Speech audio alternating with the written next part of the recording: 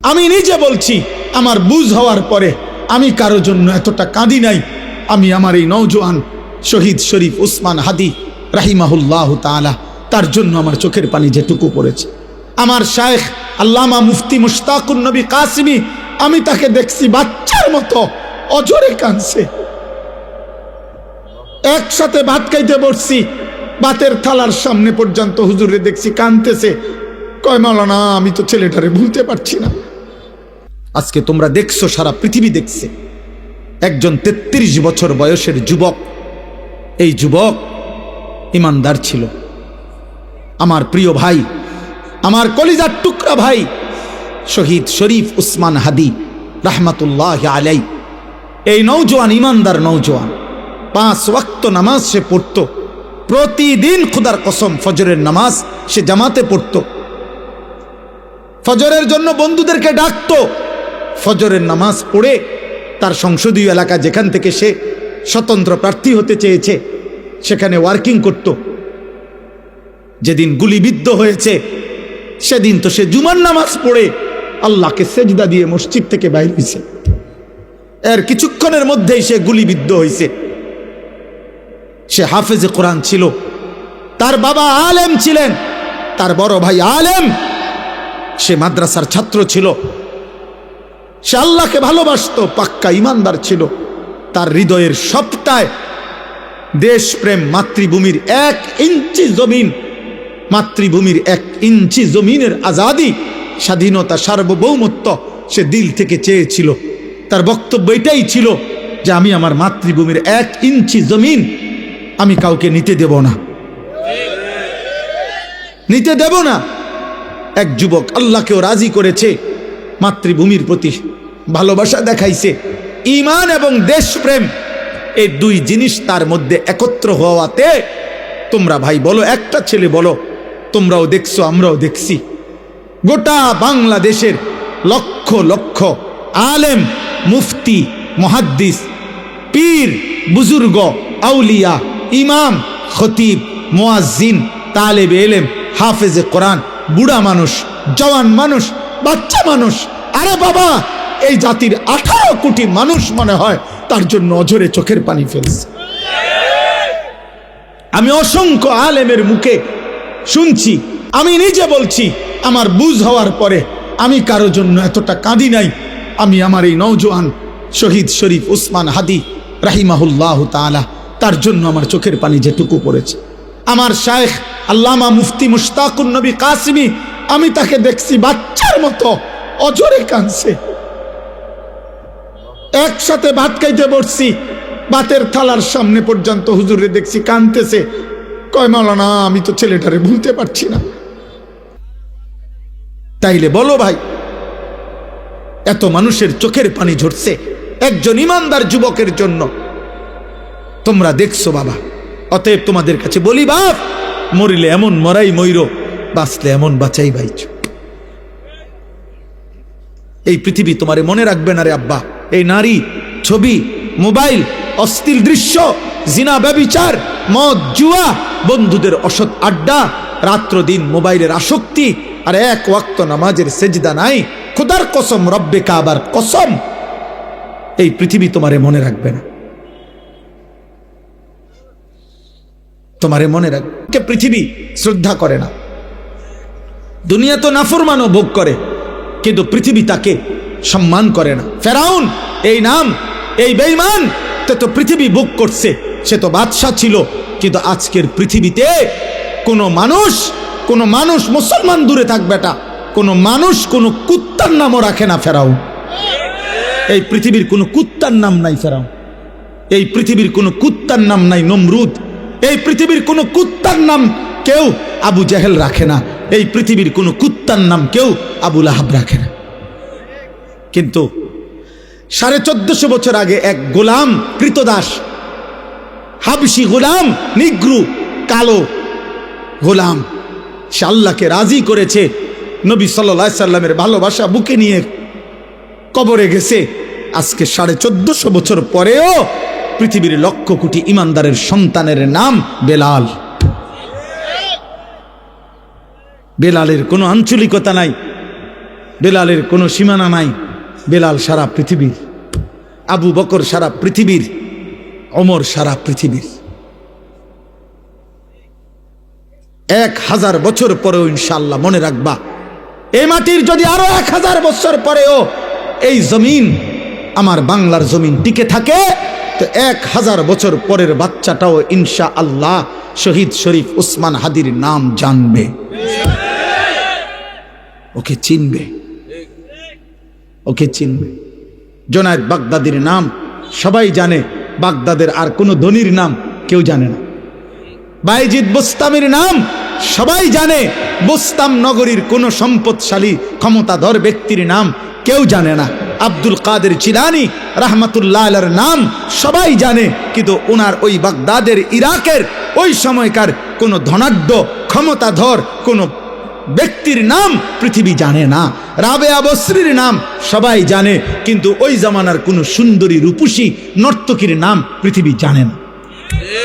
বেঈমানের নাম থাকে না, নাফরমানের নাম থাকে না, ইমানদারের নাম কলিজায় কলিজায় বসে যায়, ইমানদারের নাম আরশে আজিমে লেখা হয়ে যায়। ফেরো, তুমি ফেরো, আল্লাহর দিকে ফেরো, আল্লাহর দিকে ফেরো। আমি বড় আশাবাদী, একটা নওজওয়ান ফিরবে। আগামী দিনের স্বপ্ন দেখি আমরাও থাকবো না। এই আমগরও অনেকে বলে এই হবে সেই হবে, সতর্ক থাকেন, সাবধানে থাকেন। আরে গুলি করবে, এই তো খুন করে ফেলবে, গুম করে ফেলবে, এই পৃথিবীর থেকে হত্যা করে ফেলবে। আমি তো স্পষ্ট বলছি, যাই করো বেঈমান, যাই করো, যেই কোনো আলেম, যেই কোনো ইমানদার, যেই কোনো সাহসী বাংলার স্বাধীনতাকামী আধিপত্যবাদ বিরোধী বাংলার যেই কোনো ইমানদার যুবককে যাই করো, গুলি করো, খুন করো, শহীদ করো, হত্যা করো, গুম করো, হারিয়ে ফেলো, আর কোনো আলেমকে যাই করো, শেষ পর্যন্ত তাকে তো তুমি আল্লাহর কাছেই ফেরত পাঠাইবা। আর ওই মালিক ইনসাফ করবেন, ইনসাফ করবেন, তিনি জুলুম করবে না। ঘুরে এগারাই আমার কই ফাটাইবা, আল্লাহর কাছে তো ফাটাইবা, আর কি খালাস, আর অসুবিধা কি বেটা? হ্যাঁ, গুলি করো আর ফাঁসি দাও, পাঠাইবা কার কাছে?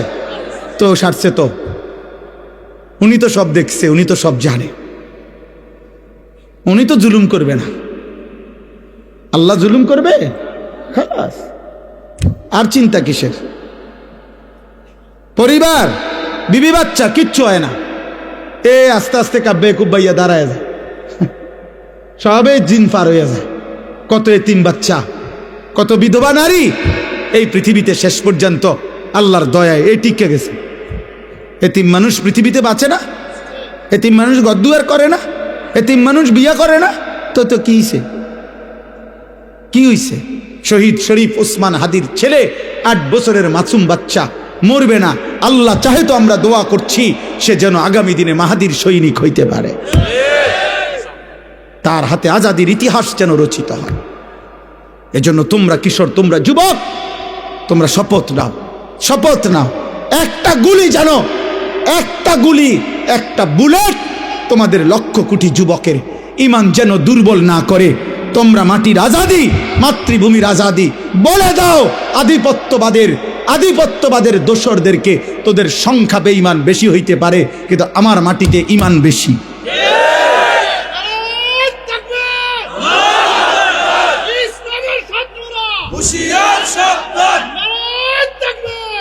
আমাদের জমিনে ইমান বেশি, ইনশাআল্লাহ, ইনশাআল্লাহ।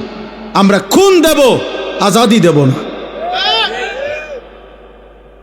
1 ইঞ্চি মাতৃভূমির জমিন কেউ নিতে পারবে না, ইনশাআল্লাহ। যে পরিমাণ যুবক দরকার রবের ইশারায়, তুমি জানবাও না, ইমানদার যুবক ঠিকই আছে, ছিল, থাকবো ইনশাআল্লাহ। এমন অনেক ছেলে আছো, শোনো মিয়া, আমার কথা শোনো।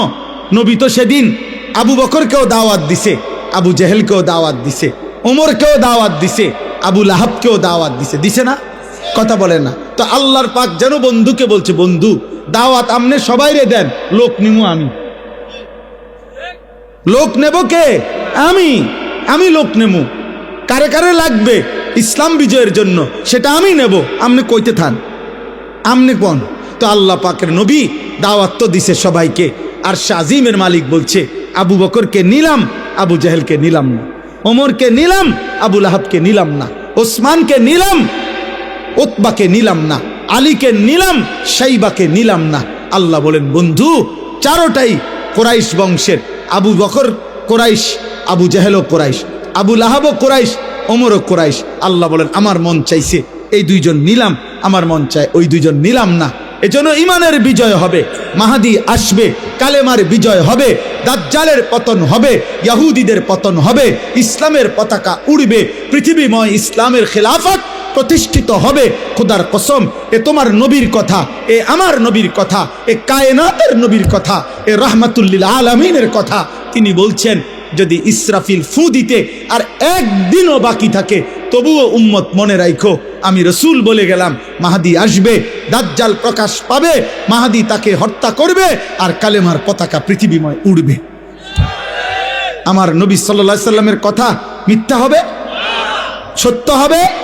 হবেই হবে ইনশাআল্লাহ। হয়তো তুমি কামে লাগলা না, ইসলামের বিজয় হবে যেদিন, হয়তো তুমি সেদিনও বেডি চাওলে, তুমি নর্তকী দেখবারি, তোমার মতো আকামলারে নিল না, আরে তোমার মতো চরিত্রহীনরে নিল না আর কি, তোমার মতো নারী লুভিরে নিল না আর কি, তোমার মতো নেশাখোর জুয়াখোররে নিল না আর কি। তো কি সে আবু জাহেল ছাড়া ইসলাম বিজয় হয় নাই? আবু লাহাব ছাড়া ইসলাম বিজয় হয় নাই? তো তো তোমার ছাড়া হইতো না? আমার ছাড়া হবে না? হবে ইনশাআল্লাহ, হবে ইনশাআল্লাহ। এজন্য বাপ এটা বুঝতে শিখো। আল্লাহ বলছেন আহাসিবান নাসু আন ইউতরাকু আন ইয়াকুলু আমান্না ওয়া হুম লা ইফতানুন। আল্লাহ বলে বান্দা তুমি শুধু মুখে বলবা আমি মুসলমান, আমি মুমিন, আর আমি তোমাকে কোনো পরীক্ষা না নিয়ে এমনিতেই ছেড়ে দেব, জান্নাত দিয়ে দেব, হবে না, হবে না, দেব না। ওয়ালাকাদ ফাতান্নাল্লাযীনা মিন ক্বাবলিহিম, আল্লাহ বলে সকল যুগে যারাই নিজেকে মুমিন বলেছে আমি তাদের পরীক্ষা নিয়েছি। ফালা ইয়ালামান্নাল্লাহুল্লাযীনা সাদাকু ওয়ালা ইয়ালামান্নাল কাযিবিন, আমি পরীক্ষা নিয়েই জেনে নিয়েছি ইমানের দাবিতে সত্যবাদী কে, মিথ্যাবাদী কে। অতএব আমরা যারা এখানে আছি আমরা নিজেকে মুসলমান বলি তো, বলে না ভাই? অতএব খোদার কসম জওয়ান বুড়া, নারী পুরুষ, ছোট বড়, আলেম পাবলিক, হুজুর মুসল্লি সবাই পরীক্ষা দিতে হবে। কার কাছে? কি দিতে হবে? এই পরীক্ষা কি? পরীক্ষা হলো এই তামাম জিন্দিগির আমল, এটাই পরীক্ষা। প্রতিটা নামাজের ওয়াক্ত পরীক্ষা। আল্লাহ দেখতে চায় সেজদা দেও না নাফরমানি করো। প্রতি বছর পরীক্ষা, যাকাত দিচ্ছ না দিচ্ছ না। প্রতি রমজান পরীক্ষা, রোজা রাখছো না রাখছো না। প্রতিবার সম্পদ হলে আমি আল্লাহ দিছি তো আমি দেখছি, হজ করছো না করছো না। নারীর সামনে মোবাইলে হোক আর রাস্তায় হোক পরীক্ষা, তাকায় আসো না চোখ নামাইছো। টাকার সামনে পরীক্ষা, হালাল টাকা না হারাম টাকা। খাবার সামনে পরীক্ষা, হালাল খাবার না হারাম খাবার। মানে আমার প্রতিটা আদেশ, প্রতিটা নিষেধ, আমার রসুলের প্রতিটা সুন্নাত, এটাই পরীক্ষা। পরীক্ষা কোনটা তাইলে? এই জীবনভর ইমান আমলের পরীক্ষা। আল্লাহ বলেন তুমি পরীক্ষা দিতে হবে, পরীক্ষার মাধ্যমে আমি আল্লাহ জেনে নেব। পরীক্ষা চলবে মৃত্যু পর্যন্ত। কোন পর্যন্ত? এজন্য তাফসীরের মধ্যে আছে দুনিয়াকে বলা হয় দারুল ইমতিহান, পরীক্ষার ঘর। আখিরাতকে বলা হয় দারুল জাযা, ফলাফলের ঘর। দুনিয়াকে বলা হয় দারুল আমাল, আমলের ঘর। আখিরাতকে বলা হয় দারুল হিসাব, হিসাবের ঘর। আমল এখানে, হিসাব সেখানে, পরীক্ষা এখানে, ফলাফল সেখানে, ফলাফল সেখানে। এজন্য পরীক্ষা দিতে হবে আব্বা, পরীক্ষা দিতে হবে, পরীক্ষা দিতে হবে। নবী সাল্লাল্লাহু আলাইহি সাল্লামের একটা একটা সুন্নাত মানতে হবে। আমরা এই জন্যই বলি, আমি ব্যক্তিগতভাবে কোনো দিন এই দ্বন্দ্বে বিশ্বাসী না। ওই ধাক্কা ধাক্কি ঠেলা ঠেলি, তার লগে তোর লগে আপনি কথায় কথা বহস করে এলাম, আয় বেড়া উড়াইলাম, বেড়া কেডা আসত না, উড়ানের দরকার আপনি জাগাত থাকেন। কীর্তাম উড়াইতাম আমি হুদা কামে? আমি এই পদ্মারিত নাই। আমার জীবনে কোনোদিন আমি বাংলাদেশের কোনো বক্তা, আলহামদুলিল্লাহ আমার স্যার, আমি ওইখান থেকে রওনা, আমার ওইখানে পৌঁছতে দেরি হয়েছে জ্যামের কারণে, এই জন্য আমার এখানে আসতে দেরি হয়েছে। তো আমি মনে মনে নিয়ত করছিলাম, ভাবতেছিলাম যে আমার আব্দুল বারী মাস্টার সাহেবরে আমি জানি গিয়া দেখিনি, কারণ এত রাত হয়ে গেছে, স্যারে জানি অসুস্থ শরীর দুর্বলতার কারণে চলে গিয়ে যায়। আইসা দেখছি ভাল লাগছে। তা উনি জানে ব্যক্তিগতভাবে আমার অনেক কথা আমি ওনার সাথে কত সময় আগে বলছি, এখন আমি সময় পাই। আমার 21 বছরের ওয়াজের জীবনে ওই ছোট্ট যখন ছিল এই কামরুর পিচ্ছি, আমি তখনই ও আমার খেদমত করছে। এই মাদ্রাসার সোনাকান্দা থাকতে এখানে আমি আসছি। আমার 21 বছরের জীবনে গোটা বাংলাদেশের কোনো বক্তার সাথে আমার কোনো দিন কোনো তর্ক হয় না। তুমি কও শুনছুনি জীবনে কোনো বাংলাদেশের কোনো বক্তা কোনো লাইনের কারোর লগে আমার কোনো ঝামেলা নাই, কারোর লগে না।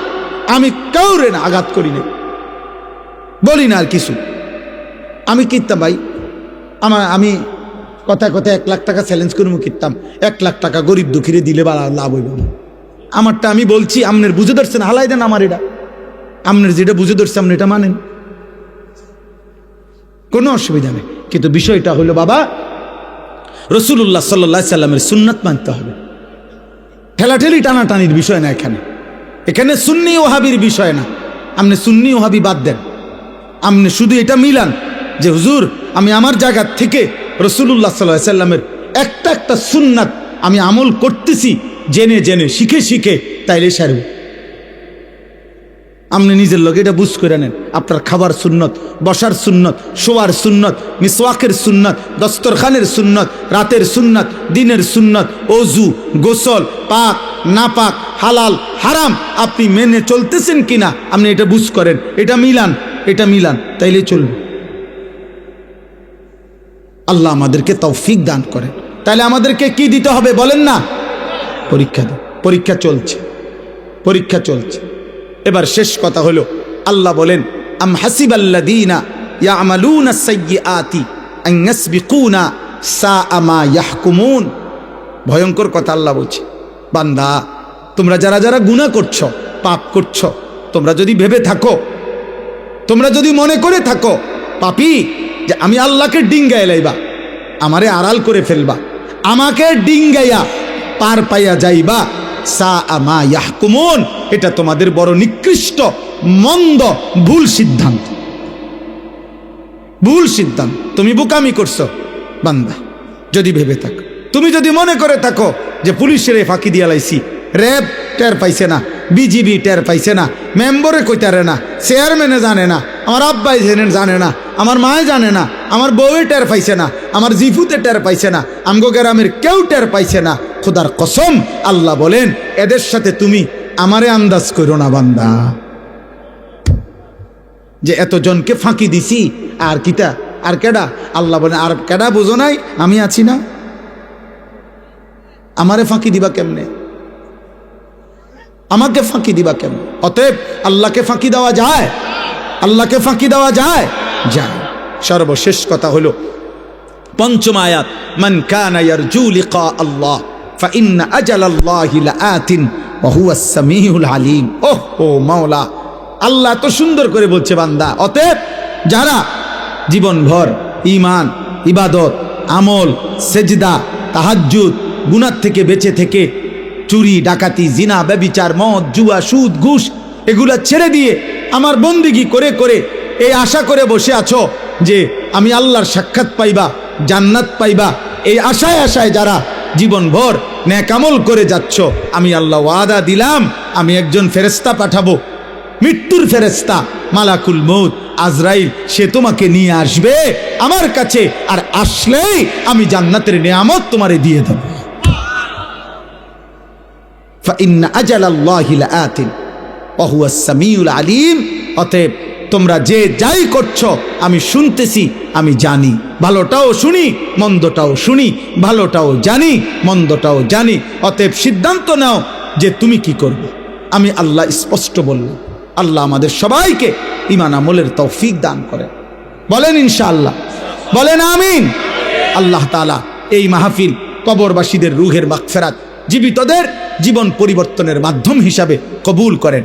আমি আমার গাড়িতে একটা বই আছে, সাদা গাড়িতে রাসূলুল্লাহ সাল্লাল্লাহু আলাইহি ওয়াসাল্লামের জীবনের সমস্ত সুন্নাত, একেবারে জিন্দিগির যত সুন্নাত নবীজির জীবনের ছোট বড় প্রায় 600 পৃষ্ঠা ব্যাপী, বাংলা ভাষায় এর চাইতে বড় পূর্ণাঙ্গ নবীজির সুন্নাতের উপরে আর কিতাব নেই। আছে আরও ছোট ছোট, কিন্তু এই কিতাবটা অনেক সুন্দর। আমি ঢাকা গাজীপুর বাংলাদেশের একজন অন্যতম শ্রেষ্ঠ বুজুর্গ অধ্যক্ষ মিজানুর রহমান চৌধুরী, অনেক বড় একজন শায়েখ আল্লাহওয়ালা, বাংলাদেশের বড় বড় আলেম, ওনার হাতে মুরিদ, অনেক বহুত বড় মুখলিস আল্লাহওয়ালা হজরতের লিখিত এই কিতাবটা। নবী সাল্লাল্লাহু আলাইহি সাল্লামের জীবনের যাবতীয় সুন্নাত এই কিতাবে আছে। আমি এই বছর এটা বিক্রি করি গাড়িতে 400 টাকা মূল্যে, একটা আশায়, একটা উদ্দেশ্যে বিক্রি করি। উদ্দেশ্য হলো উম্মতের ঘরে ঘরে রাসূলুল্লাহ সাল্লাল্লাহু আলাইহি সাল্লামের সুন্নাতের একটা পূর্ণাঙ্গ বই থাকুক। একটা সময় মুসলমানদের ঘরে ঘরে মুকসুদুল মুমিনিন একটা বই ঘরে ঘরে থাকতো, বেহেশতি জোর ঘরে ঘরে থাকতো, যখন যে যেটুকু পারছে কম বেশি একটু একটু হলেও পড়ছে। এরকম একটা পূর্ণাঙ্গ বই সুন্নাতের থাকলে মা, ছেলে, বোন, দাদি, নানি, বাচ্চা যে কেউ যখনই মন চায় পড়তে পারবে। আপনারা যাওয়ার সময় আমাদের সাদা গাড়িতে যারই সুযোগ হয় 400 টাকা মূল্যে এটা নিয়ে যাবেন। আল্লাহ তৌফিক দান করেন। আজকের এই মোবারক মাহফিল আল্লাহ কবুল করে নেন।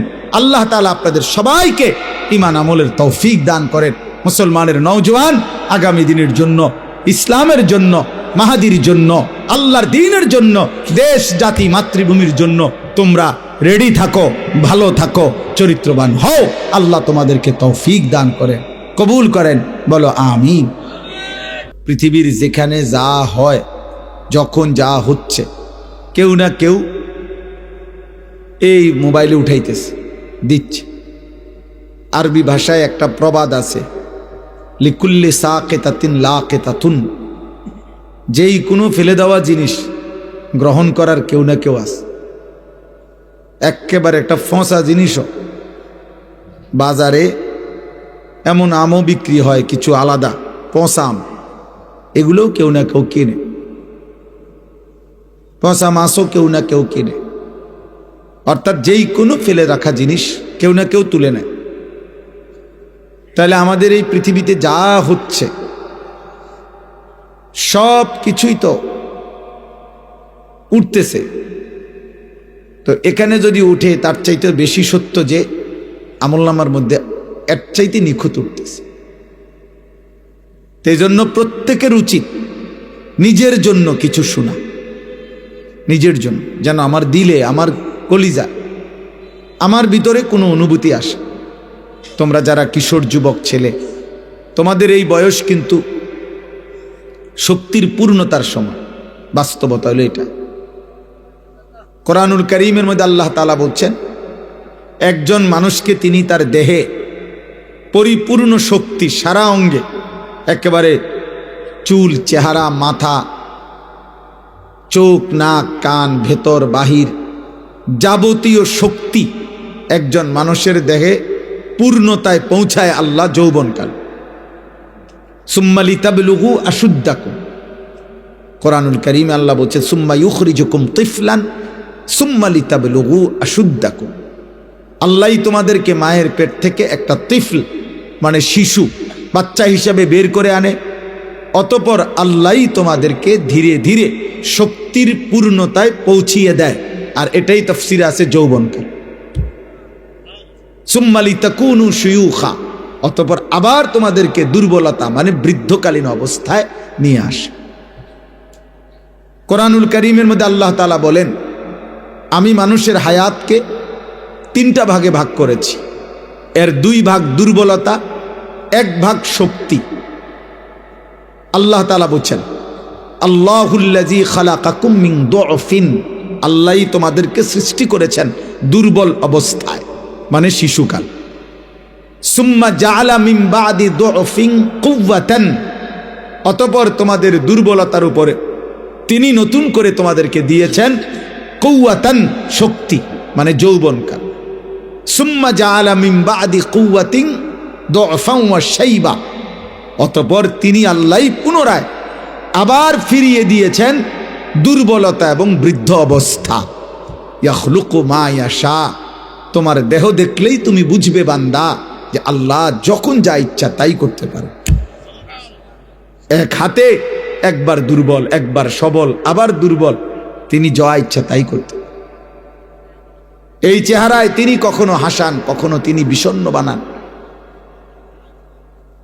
অর্থাৎ আল্লাহই যা ইচ্ছা তাই করতে পারে। তাইলে মূলত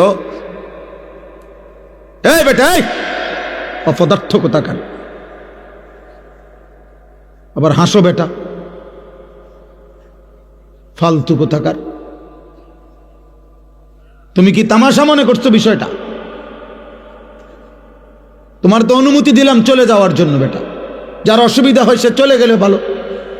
আমার তো এটা কোনো নির্বাচনী ক্যাম্পেইন না, আমি ভোট প্রার্থী না ভাই, আমার কোনো মার্কা নাই, আমি কোনো মার্কার ক্যাম্পেইনও করি না, কারো কাছে কোনো ভোট প্রার্থনা করি না, কোনো দল বা কোনো ভোটের পক্ষে কোনো মার্কার পক্ষে প্রচারণাও করি না।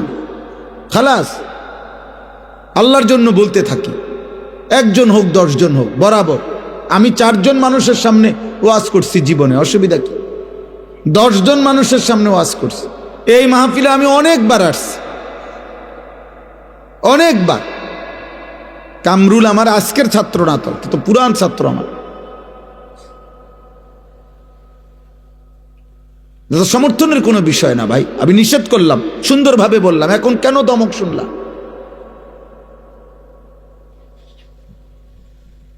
খামখেয়ালি না করলে ভালো ভাই। মনে রাখো আব্বা, এটা তুমি আজকে তোমরা কিশোর যুবক ছেলেদেরকে, সবচেয়ে বড় বদনসিব বাবা যাকে কেউ টানে ধরে না। খোদার কসম, কোনো মানুষের জীবনের সবচেয়ে বড় দুর্ভাগ্য কি আমরা কিতাবে পড়ছি, কোনো মানুষের জীবনের সবচেয়ে বড় দুর্ভাগ্য হলো যে তার কপালে এমন একজন অভিভাবক জোটে নাই যে তাকে টেনে ধরবে। এটা তার জীবনের সবচেয়ে বড় দুর্ভাগ্য।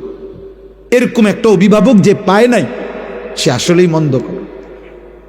এক সময় ঘুরতে ঘুরতে লাওয়ারিসের মতো জীবনটা এলোমেলো হয়ে যায়। কিন্তু এমন একজন কেউ যদি জোটে, এটা করবা, এটা ছাড়বা, এদিকে আসো, চুল কাটো, জামা এটা বদলাও, এখন নামাজ পড়ো, এই যে একজন ধরুন না তারে আগলাইয়া রাখে, টাইনা রাখে, এরকম একটা মানুষ যার কপালে জুটছে অভিভাবক, ওই মানুষের জীবনে সবচেয়ে বড় সৌভাগ্য, ভাগ্য এটা। যত মানুষ এই পৃথিবীতে, খোদার কসম, মাদ্রাসা হোক, জেনারেল লাইন হোক, ভদ্র, শিক্ষিত, মার্জিত, চরিত্রবান, পবিত্র, আমার ভাই, যেই কোনো কেউ লক্ষ্য করে দেখো, খবর নাও, তাকে কেউ একজন আগলাইয়া ধরে রাখছে, তাই না, ধরে রাখছে, এলোমেলো হইতে দেয় না। আমি অনেক বয়ানে এটা বলছি। আমার একবারের চুল আমার বড় ভাই 3 বারও কাটাইছে সেই ছাত্র জীবনে। সামান্য শুধু চুল সামনে পিছনে হাতে লাগে 19-20, বলছে আবার যাও, আবার চুল কাটছি, আবার আসছি ভাই, আবার চুল হাতাইয়া কইতেছে হইছে না, আবার যাও। 3 বারের পরে এরপর কইছে হ্যাঁ এখন হইছে, সামনে পিছনে চারিদিকে সমান হইছে, এখন গোসল কর যা। এটা একটা ভাগ্য ভাই, এটা ভাগ্য। আমি এখন আমার সাথে আমাদের এক প্রিয় ভাই, আমাদের কুমিল্লা কোম্পানিগঞ্জ বাজারের হেলাল ভাই আসছে আমার, ওনারে বলতেছিলাম আমি একটা বিদেশের একটা দেশে পড়ালেখা করার জন্য, ইচ্ছা করে নাম বলতেছি না, পড়ালেখা করার জন্য আমি চাইছিলাম। 175 জন ছেলের সাথে ইন্টারভিউ দিয়ে আমি ঢাকাতে সেকেন্ড হয়েছিলাম, আমার কাগজপত্র আসছে, কিন্তু আমার বড় ভাই কাগজপত্রগুলো ফেলে দিছে, বলছে না তুই হেনে যাইতে পারতি না। আমি অনেক কাঁদছিলাম, অনেক কাঁদছিলাম, মারে এটা পর্যন্ত কইছিলাম যে ভাই আমার ভালো চায় না মনে, কিন্তু আমি মাইনা নিছি ভাইয়ের কথা যে যা, ভাইয়ে বলছে যাইতাম না, যাব না। আলহামদুলিল্লাহ পরবর্তী 4 বছরের ব্যবধানে দেখছি যে আমার জীবনে বড় ভাইয়ের এই সিদ্ধান্ত মেনে নেওয়ার কল্যাণ আমার আজকে 25 বছর ধরে এটার ফলাফল ভোগ করছি। মানে আমার ফায়দা হয়েছে, আমি গেলে ক্ষতি হতো, আমার জীবনের ক্ষতি হতো। এরকম অসংখ্য, সারা রাত করতে পারবো। আমার বলার উদ্দেশ্য বাবা, আজকে অধিকাংশ ছেলে লাওয়ারিসের মতো। আপনারা নাইলে একটা ছেলেকে জিজ্ঞেস করেন, যে ছেলেটা আপনার চুলগুলো মুশরিক বেঈমানের মতো, তার কোনো অভিভাবক আছে কিনা আপনি জিজ্ঞাসা করেন।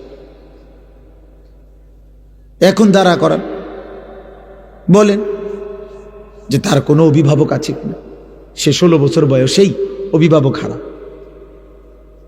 তারে কেউ ধরে রাখার মতো, আগলায় রাখার মতো কেউ ক্ষমতা রাখে না। কারণ আপন মা বাবা পর্যন্ত লজ্জিত তার চুল চেহারা দেখে। মা বাপও মনে করে যে এই ডাকাত কি কইলে কি কইরা বয়, খাওয়া যায় না, বাদ দাও বাবরে, বাদ দুগা খাইতে হয়েছে খাওয়াই দাও, টাকা চাইছে দিয়ে দাও। আহা বদনসিব, তোর মা তোকে ভয় পায়, তোর বাপ তোকে ভয় পায়, তো তোর জন্য আর কাঁদবে কে? এই পৃথিবীতে তোর ভালো আর চাইবে কে বেটা? সমবয়সী বন্ধুরা অসৎ কতগুলো নোংরা ছবি আর উলঙ্গ জিনা ব্যভিচারের কথা। সমবয়সী অনেক যুবক দেখবেন 16-18, আমি শুনছি তো 16-18-20 বছরের ছেলেরা যখন আড্ডা দেয় বেটা, এমন বিশ্রী নোংরা কথা বলে, নারী ছবি, অশ্লীল কথা। কুত্তাও এগুলা বলে না, কুত্তা, কোন কুত্তাও এরকম কথা বলে না। ফুর্তি লাতি দিতেছে, একটার ফাসাদ, আরেকটার চুল টাইনে ধরছে, আরেকটার জামা হুশি দিয়ে লাইছে, কিরে কিতে হয়েছে না, এমনে তামাশা আর কি। আহা, কে মা কে বাবা, কে অভিভাবক, কার মার ফুত কার মার ছেলে, কিচ্ছুর খবর নেই, লাওয়ারিস। একটা দুর্ভাগ্য আব্বা। ভাত খাওয়া জীবনের কোনো সফলতার কিছু না, ভাত কোনো আশ্চর্য কিছু না। পেশাব পায়খানা, যৌন চাহিদা পূরণ, আমি প্রত্যেক দিন বলি, ঘুম, এ তো এগুলো জানোয়ারেরও পূরণ। একটা কুকুর বিড়ালও খায়, ঘুমায়, পেশাব পায়খানা করে। লজ্জাস্থানের চাহিদা কুত্তারও পূরণ হয়, নাহলে কুকুরের বাচ্চা হয় কেমনে বেটা? হ্যাঁ বেটা, যৌন চাহিদা তো জানোয়ারেরও পূরণ হয় বেটা, নাহলে ছাগলের বাচ্চা হয় কেমনে, গরুর বাচ্চা হয় কেমনে বেটা? এটা তো জীবনের কোনো সফলতা না আব্বা। সফলতা হলো তুমি মানুষ হচ্ছ কিনা, তোমার কোনো আখলাক আছে কি। তোমার চুল, চেহারা, লেবাস, পোশাক, চেহারা দেখলেই বোঝা যায়। 24 ঘন্টার মধ্যে একবার একটা সেজদা দাও নাই। আহা, মুসলমানের ঘরে এত বড় নাফরমান কেমনে জন্ম নিলা? 365 দিনে খোদার এক বছরে কোনোদিন ফজরের নামাজ পড়লা না। মুসলমানের ঘরে এত বড় মানুষরূপী জানোয়ার, চতুষ্পদ জন্তু কেমনে জন্ম নিল? কেমনে ঘুমাইলা? আহারে, তোর কপালে বুঝি একটা মা জুটলো না, বাবা জুটলো না, কেউ কি জুটলো না তোকে নামাজের জন্য ডাকবে? আহা বদনসিব, দুর্ভাগা, দুর্ভাগা। আলহামদুলিল্লাহ, আমার মা 75 বছর বয়স, এখনো আমার মা বৃদ্ধ, মাজুর, দুর্বল, একেবারে অসুস্থ মা আমার। আলহামদুলিল্লাহ, মা এখনো জিগায়, ফুত নামাজ উঠছুন, এখনো জিগাইছে,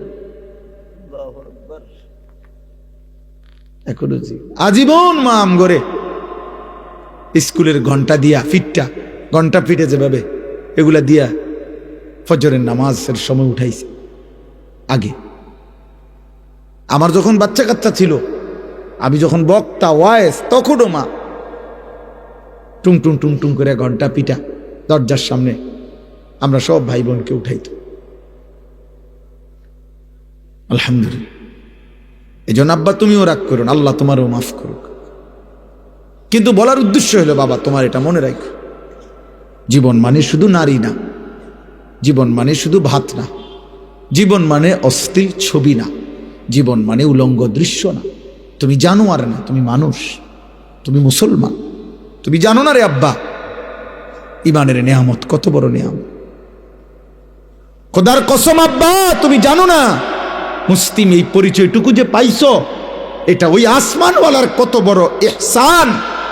38 বছর এক টানা একটা মানুষ আমার নবী সাল্লাল্লাহু আলাইহি সাল্লামকে আদর করেছে, ভালোবাসা দিয়েছে, আগলে রাখছে, পাশে ছিল সুখে দুঃখে, বিপদে আপদে, রাতে দিনে, বন্দি দশায়।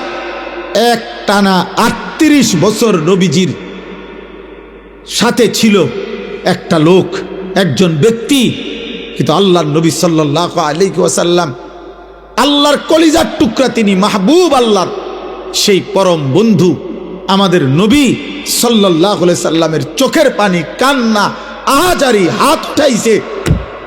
কিন্তু আল্লাহ বলছে, বন্ধু 38 বছর না, 38,000 বছরও যদি আপনার সেবা করে, আমি যদি ঈমান না দেই, পৃথিবীর কারো কোনো ক্ষমতা নাই, আর আমি দেব না বলছি, দেবই না। আবু তালেবকে ঈমান দেয় নাই যে দেয় না। এটার কারণটা কি বলেন? কার ইচ্ছা? বলো না আব্বা, তুমি কও। সাংঘাতিক কথা। নবী সাল্লাল্লাহু আলাইহি সাল্লামের হাতে কেউ কালেমা পড়ে নাই, কথা বলে না, তো আবু তালেব পড়লো না কেন? তাহলে ফয়সালা কোথায়? ঈমান কত বড় সম্পদ। কোরআনুল কারীমে সূরা তাওবার মধ্যে আছে, সূরা তাওবার আয়াত, বাবা শুনো মনোযোগ দিয়ে। নবী সাল্লাল্লাহু আলাইহি সাল্লামের চাচা আবু তালেব ইন্তেকালের মুহূর্তে তো বলছেই নবীজি 12 বছর বয়স যখন নবীজির সাল্লাল্লাহু আলাইহি সাল্লাম দাদা আব্দুল মুত্তালিব তখন নবীজিকে এই আবু তালেবের হাতে তুলে দিছিল যে আমার নাতির বাবা নাই, তুমি সন্তানের হাতে তুলে দিলাম। নবীজির বয়স যখন 50, এই তখন আবু তালেব ইন্তেকাল করছে। তাহলে 12 থেকে 50, 38 বছর, তুমি গুনে দেখো। এই 38 বছরের মধ্যে 10 বছর তো টানা তিনি নবুয়তের দাওয়াত দিতেছে, কালেমার দাওয়াত। 40 বছর থেকে নবীজির বয়স 50, তাহলে এই 10 বছর তিনি কালেমার দাওয়াত দিছে না, কথা বলে না? তো উনি ওনার চাচারে বলে নাই, আবু তালেবকে বলে নাই। 10 বছরে একবার বলছে, 2 বার, 3 বার, সপ্তাহে একবার, বলেন তো, ভাবেন তো কতবার বলছে। এরপরে 10 বছর পরে আবু তালেবের ইন্তেকাল। বুখারীর রওয়ায়াত, হযরত সাঈদ ইবনুল মুসাইয়াব রাহিমাহুল্লাহ ওনার থেকে বর্ণিত, আল্লাহর নবী সাল্লাল্লাহু আলাইহি সাল্লামের চাচা আবু তালেবের যখন মৃত্যুর সময় হলো, নবীজি তাকে বললেন, ইয়া আম কুল লা ইলাহা ইল্লাল্লাহ কালিমাতান আশহাদু লাকা বিহা ইনদাল্লাহ। চাচা, আপনি লা ইলাহা ইল্লাল্লাহর কালেমাটা শেষবারের মতো বলেন। আপনি একবার বললে আমি আমার আল্লাহর কাছে কিয়ামতের দিন চাচা আপনার জন্য এই কালেমা সামনে নিয়ে সাক্ষ্য দেব। হাদিসের মধ্যে আছে, আবু তালেবের পাশে তখন 2 জন বেঈমান ছিল, একজন আবু জেহেল, আরেকজন উমাইয়া ইবনে খালফ। এই হযরত বেলালের মনিব, যে বেলালকে কষ্ট দিত, এই উমাইয়া বেঈমান।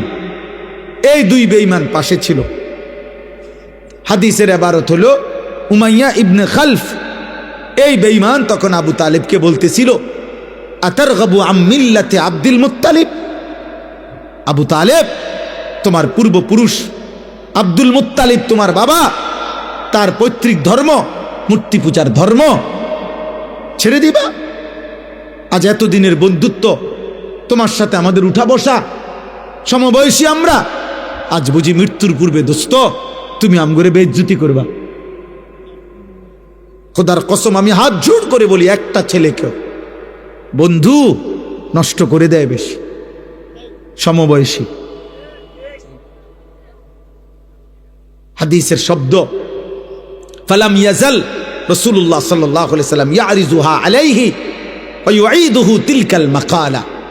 এই হাদিসের শব্দ হইল, এক পাশে নবীজি বারবার, ফালাম ইয়াজাল অর্থ হইল বারংবার, নবীজি সাল্লাল্লাহু আলাইহি সাল্লাম বারংবার আবু তালেবকে কালেমার কথা বলছিলেন, আর ওই বেঈমান উমাইয়া বারবার আব্দুল মুত্তালিবের নাম নিয়া, বন্ধুত্বের দোহাই দিয়া, সমবয়সীর দোহাই দিয়ে তাকে ফেরাচ্ছিলেন, মানে কালেমা বলতে দিচ্ছিলেন না, হাত্তা মাতা।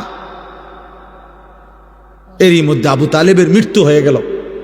নবীজি তখনও, হাদিসের ইবারত, নবীজি তখন বললেন, লা আস্তাগফিরান্না লাকা মা লাম উনহা আনকা। চাচা, আল্লাহ যতক্ষণ পর্যন্ত আমাকে নিষেধ না করবে ততক্ষণ পর্যন্ত আমি আপনার জন্য এবার আমার আল্লাহর কাছে ক্ষমা প্রার্থনা করতে থাকবো। আল্লাহ যদি আপনারে মাফ করে দেয়, খোদার কসম, সূরা তাওবা কোরআনুল কারীমের আয়াত আছে। এই নবী যখন এবার হাত তুলছে আল্লাহর কাছে, তখন আল্লাহ পাক আয়াত নাজিল করে বলছে, মা কানা লিন নাবিয়্যি ওয়াল্লাযীনা আমানু আন ইস্তাগফিরু লিল মুশরিকিনা ওয়ালাউ কানু উলি কুরবা মিন বাদি মা তাবায়্যানা লাহুম আন্নাহুম মিন আসহাবিল জাহিম। আল্লাহ বললেন, বন্ধু, কোন নবী এবং তার ঈমানদার উম্মতের জন্য জায়েজ নাই আন ইস্তাগফিরু লিল মুশরিকিন, কোন মুশরিকের জন্য ক্ষমা প্রার্থনা করা, ওয়ালাউ কানু উলি কুরবা, যদি সে সর্বোচ্চ নিকটাত্মীয় হয়। আপনি হাত নামান, আপনি হাত নামান, আমি মাফ করব না বন্ধু। আপনি আচ্ছা একটা মানুষ বলেন, আপনারা বুঝতেছেন যে কার হাত নামাইতে কইছে? উনি কে চিনছেন? কে? হ্যাঁ, আপনি বুঝছেন উনি কি, আল্লাহর কি উনি বুঝছেন বন্ধু? হ্যাঁ, কলিজাটা আল্লাহ মালিকের, এটা কলিজা। এর চাইতে ভালোবাসার জন আল্লাহর এই সৃষ্টিতে, এর চাইতে প্রিয় ভালোবাসার মানুষ আর কে? আল্লাহর সৃষ্টির মধ্যে এই বন্ধুর চাইতে আল্লাহর প্রিয় বন্ধু আর কেউ আছে? ছিল কোনোদিন? তো উনাকে বলছে হাত নামান, আমি মাফ করব না, আমি হেদায়েত দেব না। হযরত ইব্রাহিম আলাইহিস সালাম, এই তিনটা উদাহরণ দেই। দ্বিতীয় হলো ইব্রাহিম আলাইহিস সালাম, কোরআনুল কারীমের অগণিত আয়াত আছে, এখন রাত হচ্ছে দেখে সব আয়াত বলছি না, অগণিত আয়াত আছে। ইব্রাহিম আলাইহিস সালাম শতবার, হাজার বার চেষ্টা করছে, আহাজারি করছে, কাকুতি মিনতি করছে, ইয়া আবাতি ইয়া আবাতি ইয়া আবাতি বলে ওনার আব্বা আজরকে কালেমা পড়াইতে। কিন্তু আল্লাহর কসম, আল্লাহ তাআলা বলছে, ইব্রাহিম আপনিও আমার বন্ধু, হাত নামান, আমি ঈমান দেব না, আপনার বাবাকে ঈমান দেব না। দেয় নাই? আজর কালেমা পড়ছে? আচ্ছা আপনি দেখেন তো এর ব্যতিক্রমটা, এই ইব্রাহিম নবীর একটা বিকল্প দেখেন তো, যার হাতে তার বাবা কালেমা পড়লো না, তো অথচ মাত্র 12 বছর বয়সে ছেলেটা ইসমাইল, হযরত ইসমাইল উনার ছেলে, এই মাত্র 12 বছর বয়সে উনি তাকে বললেন, 11-12 বছরের ছেলেকে, আমি স্বপ্নে দেখতেছি বাবা, আল্লাহর হুকুমে তোমাকে আমি জবাই করতেছি, তুমি কি বলো? ছেলেটা তৎক্ষণাৎ বলছে, আপনি আমার আল্লাহর হুকুম কার্যকর করেন, কোনো সন্দেহ নাই, আমার আল্লাহ যা বলছেন আপনি তা পালন করেন। তাহলে 12 বছর বয়সের ছেলেটাকে আল্লাহ চিনাইল কে? আর 60 বছরের বাবাকে আল্লাহ চিনাইল না কে? সব ফয়সালা কার হাতে? আল্লাহর। 3 নম্বর উদাহরণ হলো নূহ আলাইহিস সালাম, 950 বছর যিনি মানুষকে আল্লাহর দিকে ডাকছে, জাহান্নাম থেকে বাঁচাইতে চাইছে, সেই নূহ আলাইহিস সালাম 950 বছর পরে যখন তুফান শুরু হয়েছে, ওনার ছেলে কেনানকে, এই কাফের ছেলেটাকে বাঁচাইতে, ঈমান আনাইতে কত আহাজারি করছে। ইয়া বুনাইয়ার কাম্মানা ওয়ালা তাকুম মাল কাফিরিন। নূহ আলাইহিস সালাম শেষবারের মতো বলছে, বাবা 950 বছর আমি আল্লাহর দিকে ডেকেছি, আজ আর আল্লাহ বলছে আর ডাকতে না, আর কোনো অনুমতি নাই। আল্লাহ বলছে সবাইকে শেষ করে দিবে, আল্লাহ বলছে আর কাউকে ঈমান দিবে না বাপ, তবুও তুমি আমার সন্তান, আমার চোখের সামনে আমার ছেলেটা জাহান্নামের আগুনে জ্বলবে, আমি বাপ এটা মানতে পারি না, এজন্য শেষবারের মতো বলছি সন্তান, আর কোনোদিন কাউকে ডাকবো না, কাউকে বলবো না। ইয়া বুনাইয়ার কাম্মানা, তুমি ঈমানদারদের সঙ্গী হয়ে পড়ো, ওয়ালা তাকুম মাল কাফিরিন, বেঈমানদের সাথে থাইকো না। এদিকে নূহ নবী আহাজারি করছে, বারবার আসমানওয়ালা রব আল্লাহ বলছে, না বন্ধু হেদায়েত দেব না। দিছে? তাহলে নূহ নবীর হাতে কেউ কালেমা পড়ে নাই? ইব্রাহিম আলাইহিস সালামের হাতে কেউ কালেমা পড়ে নাই? তো আজর কালেমা পড়লো না কেন? কেনান কালেমা পড়লো না কেন? তাহলে ঈমানের এই দৌলত, আল্লাহ পাকের কত বড় দয়া, খুদ রাসূলুল্লাহ সাল্লাল্লাহু আলাইহি সাল্লামের হাত তিনি নামায় দিছে, ইব্রাহিমের হাত নামাইছে, নূহ নবীর হাত নামাইছে।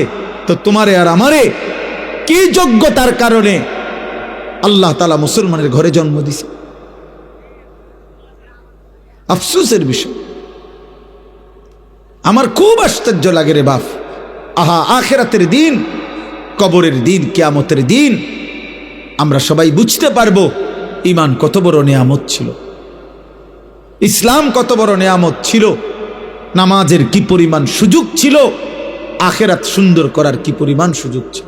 একটা লোক কাফের, হিন্দু, বৌদ্ধ, ইহুদি, খ্রিস্টান, তাকে জাহান্নাম থেকে বাঁচতে হইলে আগে তাকে ঈমান আনতে হবে, তারপরে ইবাদত করতে হবে। আর আল্লাহ তাআলা আমাদেরকে জন্মসূত্রেই বলছে, বান্দা আমি তোকে ঈমান দিলাম যেন জান্নাতের হাতে তুলে দিলাম। সেই আমরা যদি কদর না করি, আমাদের কাছে যদি এটা কদর না হয়, আর কি হবে।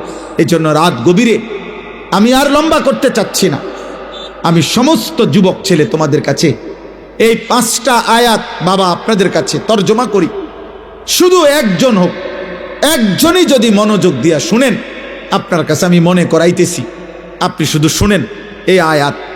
কোরআনুল কারীমের 20 নম্বর পারা, 29 নম্বর সূরা, সূরা আনকাবুত, এই সূরাটার নাম। এই সূরার প্রথম 5টি আয়াত আমি তেলাওয়াত করেছি, শুধু সংক্ষিপ্ত, শুধু তর্জমা বললেই বুঝবেন। আল্লাহ তাআলা বলতেছেন, বিসমিল্লাহির রহমানির রহিম, আলিফ লাম মিম। এলো প্রথম আয়াত। এটা কোরআনের একটা মুজিজা। কোরআনুল কারীমের মোট 29টি সূরার শুরুতে এরকম অক্ষর আছে, আলিফ লাম মিম, আলিফ লাম র, হা মিম কফ, এরপরে আইন সিন কাফ, এরকম অক্ষর আছে। যারা কোরআন শরীফ তেলাওয়াত করে তারা এটা দেখে। এই অক্ষরগুলো কোরআনের মুজিজা। মক্কার কুরাইশ কাফেররা বলতো যে কোরআন মুহাম্মদের নিজের বানানো, নাউজুবিল্লাহ। তো আল্লাহ তাআলা বুঝাইলেন যে শোনো, কোনো মানুষ যদি গল্প, কবিতা, প্রবন্ধ কিছু লেখে, তাহলে জ্ঞানী গুণী অন্যরা ওইটা পড়েই ব্যাখ্যা করতে পারে যে কি বুঝাইতে চাইছে, কি বলতে চাইছে, এটা অন্যরা বুঝে। কারণ সেও যেহেতু জ্ঞানী গুণী, তো বাকিরাও জ্ঞানী গুণী, ওরাও এটা বুঝবে। এজন্য এক লেখকের কবিতা পরবর্তী স্যারেরা ব্যাখ্যা করতে পারে, প্রবন্ধ পরের স্যারেরা পড়াইতে পারে, এটাই তো নিয়ম। তো আল্লাহ তাআলা বললেন, যদি তোমাদের মনে হয় কোরআন আমার বন্ধু মুহাম্মদের নিজের লেখা, স্বরচিত, বানানো, তাহলে আমি আল্লাহ 29টা সূরার শুরুতে এরকম অক্ষরগুলো নাজিল করলাম, আলিফ লাম মিম, হা মিম কফ, এরকম যতগুলো আমি বললাম, তাহলে এগুলো যেহেতু বন্ধু মুহাম্মদের বানানো, তা তোমরা জ্ঞানী গুণীরা এবার বলো এগুলোর অর্থ কি, বলো তোমরাই কও। আলিফ অর্থ কি, লাম অর্থ কি, মিম অর্থ কি, তোমাকে বাপ দাদা 14 গোষ্ঠী যা আছে দেখো।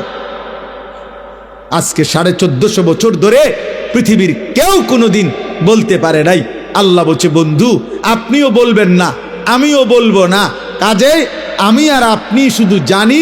এভাবেই মুজিজা ইসরাফিলের ফু পর্যন্ত থাকবে। এই জন্য আহলে সুন্নাত ওয়াল জামাত সমস্ত উলামায়ে কেরাম বলে এগুলোর অর্থ কি, আল্লাহু ওয়া রাসূলুহু আ'লাম, আল্লাহ এবং তার রাসূলই ভালো জানেন। এগুলা কোরআনের মুজিজা। যেন ইসরাফিলের ফু পর্যন্ত কোনো বেঈমান যদি বলে কোরআন মুহাম্মদের বানানো, মুসলমানদের বানানো, তাহলে বানানো হইলে তোমরা বলো আলিফ লাম মিম, আলিফ লাম রা, হা মিম, আইন সিন কফ, এগুলোর অর্থ কি, এগুলোর ভাঙিয়ে দাও অর্থ কি। এরা আজও বলতে পারে নাই, ইসরাফিলের ফু পর্যন্ত বলতে পারবে না। সুবহানাল্লাহ। অথচ 3000 বছর আগের, 2000 বছর আগের শিলালিপি, যারা এই ভূতত্ত্ববিদ, যারা আপনার মাটির নিচের বিভিন্ন জিনিস জাদুঘরে যারা রাখে, গবেষণা করে, এরা এগুলো বলতে পারে। 2000 বছর আগের লেখা, 3000 বছর আগের কোনো জিনিস কোন এলাকার, কোন অঞ্চলের, ওই সময়ের বিভিন্ন কিছুর তারা লেখার পাঠ, সূক্ষ্ম কোনো সাংকেতিক চিহ্ন, এগুলো তারা বের করতে পারে যে এগুলোর অর্থ কি। কিন্তু আজ পর্যন্ত পৃথিবীর বহু সভ্যতা, পৃথিবীর প্রাচীন অনেক সভ্যতা ছিল, হরপ্পা সভ্যতা, মহানজাদেরও সভ্যতা, মিশরীয় সভ্যতা, ব্যাবিলনীয় সভ্যতা, মেসোপটেমীয় সভ্যতা, এরকম গ্রিক সভ্যতা আরও প্রাচীন ছিল। এগুলোর অনেক শিলালিপি, অনেক কাঠ, অনেক টুকরা, অনেক বাসন কোষণ, এগুলোর থেকে অনেক কথা আঁক উঁক কি বুঝাইতে চাইছে জাদুঘরে গেলে এগুলোর ব্যাখ্যা বিশ্লেষণ বাইর করে গবেষকরা। তাহলে এত সূক্ষ্ম গবেষণা 3000 বছর আগের বাইর করতে পারছো, কিন্তু 1450 বছর আগে মুহাম্মদে আরবি সাল্লাল্লাহু আলাইহি সাল্লামের উপরে নাজিলকৃত এই কোরআন তোমাদের সবার সামনে তোমরা বের করে বলো আলিফ মানে কি, লাম মানে কি, মিম মানে কি। বিগত দিনও পারে নাই, আগামী দিনও পারবে না। অতএব কোরআন আল্লাহর কালাম। কোরআন কার কালাম? এজন্য নওজোয়ান মনে রাখো, কোরআন থেকে দূরে সরাই আজকে বেঈমান তোমাগরে নিয়া বান্দর খেলা খেলতেছে। যদি তোমরা আল্লাহর কোরআন সবক শুনতা, রাসূলুল্লাহর কিছু হাদিস শুনতা, তাহলে চুল চেহারা এমন হতো না রে আব্বা। দুর্ভাগ্য, বেঈমানের সফলতা হলো দুনিয়ার লোভ দেখাইয়া কয়টা ভাত মাছ আর দুনিয়া ভোগ করার স্বপ্ন দেখাইয়া তোমারে দিয়া বহুত কিছু ফরাইছে 12 বছর, কিন্তু আখিরাতের কথা ভুলাইয়া তোমারে তোমার শ্রেষ্ঠ কিতাব কোরআন থেকে বঞ্চিত করে দিস। আরে বুঝাইছে বড় বড় কিছু হইবা, একেবারে তাল গাছের মতো বিরাট শিক্ষিত হইবা, আতির মতো ওজন হইব তোমার, 83 তলা বিল্ডিং করবা, হ্যাঁ, নৌকার রূপে গাড়ি, গাড়ির রূপে নৌকা, এরপরে দিয়া বাড়ি গাড়ি অনেক কিছু করতে পারবা, অনেক কিছু হইবা, অনেক কিছু। পড়ো, বাংলা পড়ো, অঙ্ক পড়ো, ইংরেজি পড়ো, পদার্থবিজ্ঞান পড়ো, জীববিজ্ঞান পড়ো, রসায়ন বিজ্ঞান পড়ো। এরপরে সে দেখলো আহারে 16 বছর পরে পইরা দেহে আমার তে না ফরিন্নও বহুতজন আমার থেকে 1000 কোটি টাকার মালিক। বহু মূর্খের অধীনে, মূর্খ বকলমের অধীনে বহুত বড় ডিগ্রিধারী চাকরি করে, চাকরি করে। যারে বস কয়, যারে সে স্যার স্যার কয়, ওইতে স্যারের আব্বাও বোঝে না। হ্যাঁ, ওইতে বসের আব্বাও বোঝে না, কিচ্ছু হে সরু সরেও ছেড়ে না। আমার পরিচিত এরকম বহুত লোক আছে। দুনিয়া ধোকা দিছে, অথচ দুনিয়া তো এমনিই মিলে। দুনিয়া কোনো না কোনোভাবে সুখে দুঃখে, রাতে দিনে, আলো অন্ধকারে আল্লাহর দুনিয়া তো আল্লাহ দিয়েই দিচ্ছে রে বাপ, দিয়েই দিচ্ছে। যাকে যা বরাদ্দ তা দিচ্ছেই, কিন্তু কোরআন ছাড়া, সেজদা ছাড়া, নবীজির সুন্নাত ছাড়া, রাসূলুল্লাহ সাল্লাল্লাহু আলাইহি সাল্লামের অনুসরণ ছাড়া, প্রিয় ভাই, প্রিয় বাবা, আখিরাত মিলবে না তো আব্বা, কবর মিলবে না রে আব্বা, কবর মিলবে না। আরে কবরবাসীদের রুহের মাগফিরাত এইটা যে পরিমাণ দরকার, তার চাইতে পরেরটা বেশি দরকার। কবরবাসী তো আর আজ যদি 100 বছরও কোনো কবরস্থানে কোনো কবরবাসী হয়, গত 100 বছর ধরে যিনি মাটির নিচে পড়ে আছে, উনি আরো 1000 বছরও তো চিৎকার করিলে আর কোনোদিন সেজদা দিতে পারবে না, কিন্তু তুমি চাইলে তো আজকেই দিতে পারবে। কবরবাসী তো আমি যদি কবরস্থানের ভিতরে মাইক দিও, আমি যদি চিল্লাই যে হে কবর দাদা, আব্বা কবরবাসী, আপনি বাপ আমার, আমনি দাদা, এখনো তো ইসরাফিল ফু দিতে দেরি, আপনি এই টাইমটা কদ্দুর কবরে থাইক্কা জিকির করেন না, সেজদা দেন না, ও তো পারবে না রে। কিন্তু আমরা তো পারবো, আমাদের তো সুযোগ ছিল, আমাদের সুযোগ ছিল।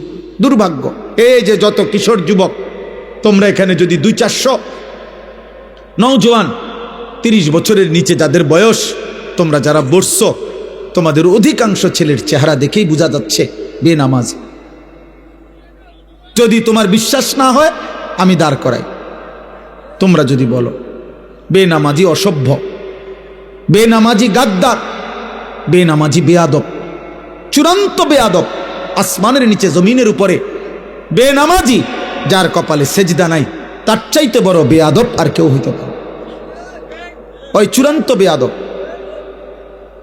ওই গাদ্দার, ও অহংকারী, মুতাকাব্বির, অহংকারী, অহংকার, অহংকার। মাত্র 16 বছর বয়সে তোমার ঘাড় এত মোটা যে তুমি এত বড় আসমানওয়ালা আল্লাহকে কিছুই মনে করো না। আহা, 40 বছর পর্যন্ত যাইতে যাইতে তো তুমি দাজ্জাল হয়ে যাবে।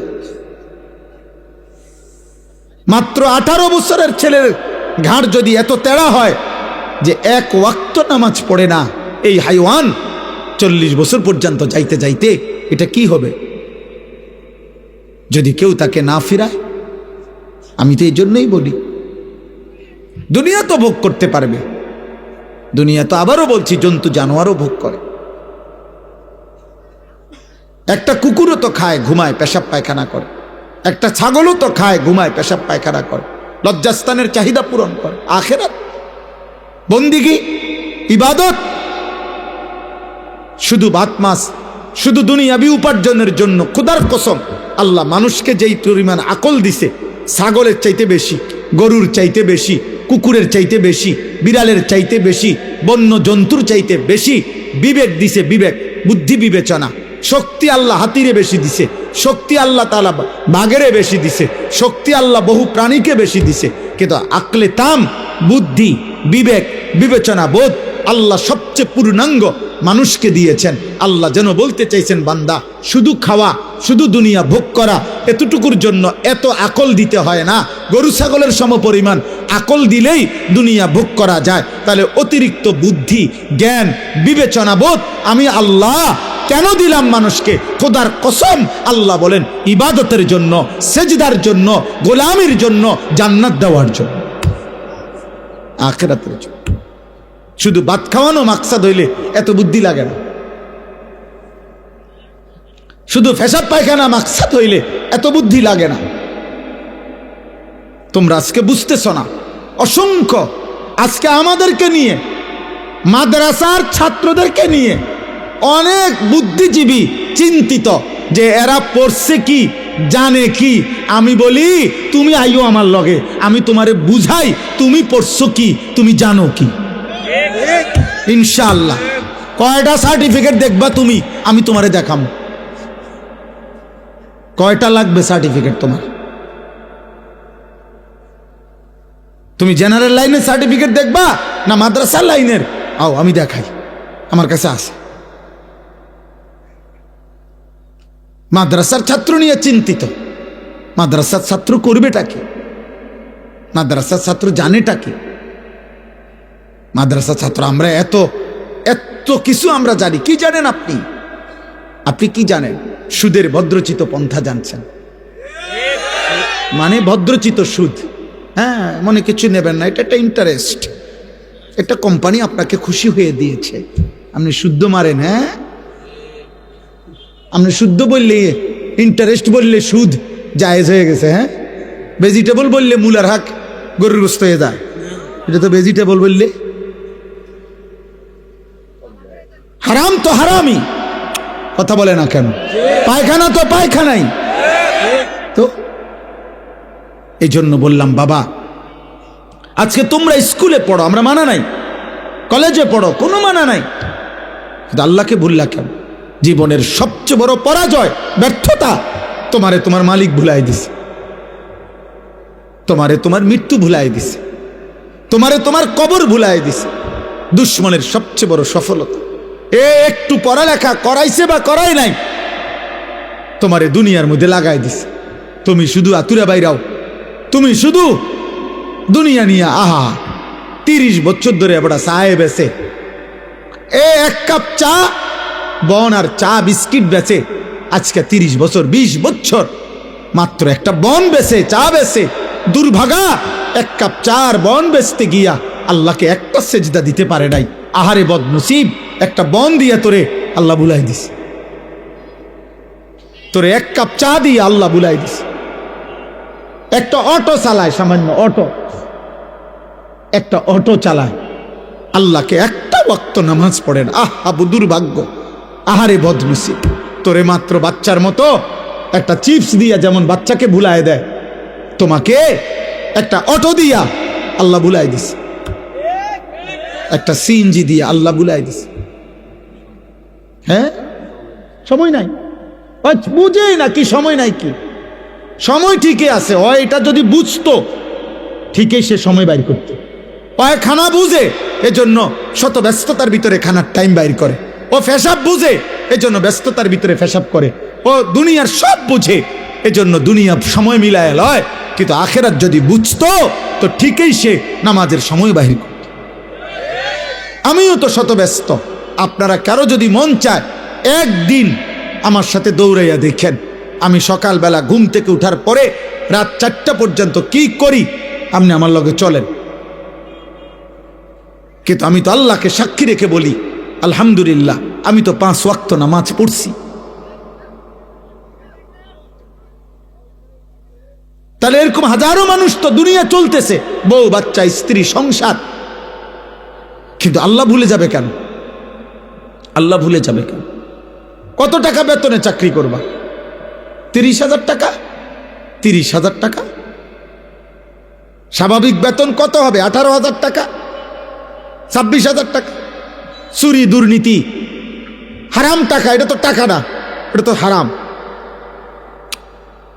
যেটা অন্যায় করে নিছ 2 নম্বর। আমার একজনে বলছে, হুজুর বেতন হইল 8,000, লাগবে হইল 12 লাখ চাকরি নিতে, 12 লক্ষ টাকা। আমি বলছি ইন্নালিল্লাহ, কি কও? 8,000 টাকা বেতনের চাকরির জন্য 12 লাখ টাকা ঘুষ দিতে হবে? কয় হুজুর উনি বলছে কোনো টেনশন করতে না, সর্বোচ্চ 2 বছরে টাকা উঠে যাবে। সর্বোচ্চ 2 বছরে 8-12 96,000 টাকা। তো 96,000 তো 2 বছরের বেতনে তো 2 লাখ টাকাও হয় না, তো বাকি 10 লাখ টাকা কেমনে আসবে? হারাম তো। হারাম এটা কি টাকা? এটা তো হারাম। এটা তো কুকুরের পায়খানা, এটা তো শুকুরের পায়খানা। তাইলে বলো মিয়া, এ কয় টাকার জন্য আল্লাহ ছেড়ে দিলা? তোমরা কেন নামাজ পড়ো না? বলো বাবা, রাত গভীরে বলো, আমি এখনই দোয়া করব, ঠিক আছে, কিন্তু তোমরা বলো আব্বা, একটা ছেলে বলো, এমন মালিক কেমনে ভুলে গেল? ধরে নাও বাবা মা কেউ কিছু বলতেছে না, তো আল্লাহ থেকে ছুটবা কেমন? বলো বাবা, একটা ছেলে বল। আর কিছু? কিছুদিন আগে মানে আজকে দেওয়ার পরে খাবার, 10 দিন আগে উনি মারা গেছেন, মানে খাবার। ইন্না লিল্লাহি ওয়া ইন্না ইলাইহি রাজিউন। সভাপতি সাহেব দোয়া করুন, দোয়া আপনি করে দেন। আলহামদুলিল্লাহি রাব্বিল আলামিন। আল্লাহুম্মা আনতাস সালাম ওয়া মিনকাস সালাম, তাবারাকতা ইয়া যাল জালালি ওয়াল ইকরাম, ইয়া আরহামার রাহিমিন, ইয়া আরহামার রাহিমিন, ইয়া আরহামার রাহিমিন। রব্বানা যালামনা আনফুসানা ওয়া ইল্লাম তাগফির লানা ওয়া তারহামনা লানাকুনান্না মিনাল খাসিরিন। রব্বানা আতিনা ফিদ দুনিয়া হাসানা ওয়া ফিল আখিরাতি হাসানা ওয়া কিনা আযাবান নার। রব্বিরহামহুমা কামা রব্বায়ানি সগীরা। রব্বানা হাব লানা মিন আজওয়াজিনা ওয়া যুররিয়াতিনা কুররাতা আ'য়ুন ওয়াজআলনা লিল মুত্তাকিনা ইমামা। মাওলায়ে করিম আপনি মাফ করে দেন, রব্বে করিম আপনি মাফ করে দেন। গভীর রাত মাওলা, ঠান্ডা শীত কুয়াশার মধ্যে অল্প কয়েকজন নাফরমান গোলাম কবরস্থানের পাশে দাঁড়িয়ে বসে আল্লাহ আপনার কাছে হাত তুলেছি, মাওলা মাফ করে দেন, মাফ করে দেন, মাফ করে দেন। আযাব দিলে আপনার কোনো লাভ নাই, মাফ করে দিলে আপনার কোনো ক্ষতি নাই। আল্লাহ মাফ করলে আপনার ভান্ডারে কমবে না রে মাওলা, মাফ না পেলে আমাদের উপায় থাকবে না। আল্লাহ তো গুনাহ নিয়ে কবরে যাব কেমনে রে মাওলা? হাসরের ময়দানে দাঁড়াবো কিভাবে? মদিনার বন্ধুর সুপারিশ চাইব কেমনে? হাউজে কাউসারের পানি চাইব কিভাবে মাওলা? মাফ করে দেন, মাফ করে দেন, মাফ করে দেন, মাফ করে দেন। সমস্ত কবরবাসীদেরকে মাফ করে দেন, সমস্ত কবরবাসীদেরকে মাফ করে দেন। আল্লাহ এখন আমরা ঘরে ফিরলে লেফ কম্বলের নিচে আমরা শুইতে যাব। আল্লাহ, আল্লাহ এই প্রচন্ড ঠান্ডা শীত কুয়াশার মধ্যে, আল্লাহ এই ভিজা মাটির গভীরে কবরে আমার বাপ কেমন আছে জানি না মাওলা, স্বজন কেমন আছে জানি না রে মাওলা। আল্লাহ আপনি ঠান্ডা কবরে জান্নাতের বিছানা বিছায়া দেন, জান্নাতের বিছানা বিছায়া দেন। আপনার নূরের রহমত দ্বারা ভরপুর করে দেন। আল্লাহ আমাদের সমস্ত মুর্দেগান যার যেখানে যত স্বজন কবরে সকলকে মাফ করে দেন, মাফ করে দেন। আমাদেরকে হেদায়েত দিয়ে দেন, আমাদেরকে ঈমান দান করেন। আল্লাহ আমরা যারা জীবিত আমাদের জীবন সুন্দর করে দেন, ঈমান আমল দান করেন। সেজদাওয়ালা কপাল বানিয়ে দেন, কাঁদনেওয়ালা চোখ বানিয়ে দেন। আল্লাহ জিকিরওয়ালা জবান বানিয়ে দেন, মোহাব্বতওয়ালা দিল বানিয়ে দেন, সুন্নাতওয়ালা জীবন বানিয়ে দেন। আল্লাহ জীবনটা সুন্দর করার তৌফিক দান করেন, ঈমান আমল দান করেন, ঈমান আমল দান করেন। মা বোনদেরকে পর্দা পুশিদা দান করেন, কিশোর যুবক ছেলেগুলোকে নামাজি বানিয়ে দেন, বাবা চাচা মুরব্বীদেরকে আরো বেশি নেক আমলের তৌফিক দান করেন। আল্লাহ আল্লাহ আল্লাহ, যে চাচা কবরবাসী হয়ে গেছে আল্লাহ মাত্র 10-12 দিন আগে মাফ করে দেন, মাফ করে দেন। আয় আল্লাহ আমার শ্রদ্ধেয় আব্দুল বারী মাস্টার সাহেবকে হায়াতে তৈয়বা আফিয়া দান করেন, আফিয়া দান। আল্লাহ জিন্দিগির শেষ দিনও আমাদেরকে নামাজে দাঁড়িয়ে সেজদা দেওয়ার, দাঁড়িয়ে নামাজটুকু পড়ার তৌফিক দান করেন। আল্লাহ আমাদের সময়কে কবুল করেন। অসুস্থ বিমারি যারা শিফা করে দেন, কামাই রুজিতে হালাল বরকত দান করেন। যার যত পেরেশানি আসান করে দেন, অভাব দূর করে দেন। এই মাহফিল বাস্তবায়ন করতে গিয়ে যে যেভাবে সাহায্য করেছে, অংশগ্রহণ করেছে, টাকা পয়সা দিয়েছে, আল্লাহ গায়ে খেটে খেদমত করেছে, সকলকে উত্তম বিনিময় দান করুন। প্রবাসীদেরকে বিদেশের জমিনে সহি সালামতে নিরাপদে রাখেন মাওলা। আল্লাহ আল্লাহ আমার দেশকে আপনি নিরাপদ করে দেন। একজন ইনসাফগার, ন্যায়পরায়ণ, আদেল শাসক আমাদেরকে দিয়েন মাওলা। কোন জালেমের হাতে তুলে দিয়েন না রে মাওলা, কোন জালেমের হাতে তুলে দিয়েন না রে মাওলা। আর যেন জুলুমের শিকার হতে না হয়। আল্লাহ প্রতিটা মানুষের জান মাল ইজ্জত আবরু আপনি হেফাজত করেন, আপনি হেফাজত করেন। আমার মাতৃভূমির প্রতি ইঞ্চি জমিন স্বাধীনতা সার্বভৌমত্ব আপনি অক্ষুণ্ণ রাখেন মাওলা। আমার মাটি যেন কেউ না নেয়, আমার সীমান্ত যেন কেউ না নেয় মাওলা। আল্লাহ আমার সীমান্তের পাহারাদার যেই বিজিবি, আল্লাহ তাদেরকেও আল্লাহ আপনি ঈমান দান করেন, হিম্মত দান করেন, শক্তি দান করেন। আল্লাহ আল্লাহ আল্লাহ প্রিয় ভাই, আল্লাহ আমার জওয়ান টকবকে নৌজওয়ান, আল্লাহ আমার জাতির শ্রেষ্ঠ সন্তান, আমার স্বাধীনতার প্রতীক মাওলা, সার্বভৌমত্বের প্রতীক মাওলা, শহীদ শরীফ উসমান হাদি রাহিমাহুল্লাহ, আল্লাহ তার কবরকে নূরে নূরে ভরপুর করে দেন। এদেশের লক্ষ কোটি ইমানদার যুবক কিশোরকে তার মতো আদর্শ রঙ্গিন হওয়ার তৌফিক দান করেন। রব্বির হামহুমা কামা রব্বায়ানি সগীরা সুবহান রব্বিকা রব্বিল ইজ্জাতি আম্মা ইয়াসিফুন।